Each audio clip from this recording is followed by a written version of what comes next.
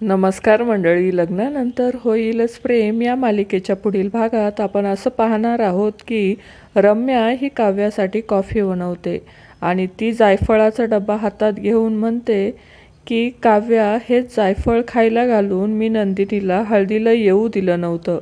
आता हे जायफळ तुला खायला घालून तू रात्रभर कसा अभ्यास करते हेच पाहते, असं म्हणून रम्या स्वतःशीच बोलत असते. त्यानंतर आपण पाहतो की नंदिनी ही अतिशय चिंतेत असते. ती खूपच अस्वस्थ झालेली असते.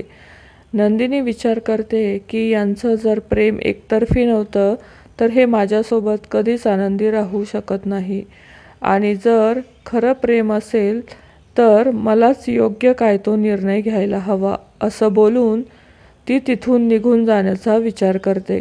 त्यानंतर आपण असं पाहतो की पार्थ हा काव्याला बोलतो की मी तुमच्यासाठी सरप्राईज आणलं आहे. पार्थ काव्याला कॉफी देतो. दोघेही चिअर्स करून कॉफी पितात. तर आपण पाहतो की नंदिनी ही जीवाला काहीही न सांगता तिथून निघून गेलेली असते. त्यानंतर जीवा जागा होतो आणि विचारात पडतो की असं काय झालंय की ही काहीही न बोलता निघून गेली आहेस.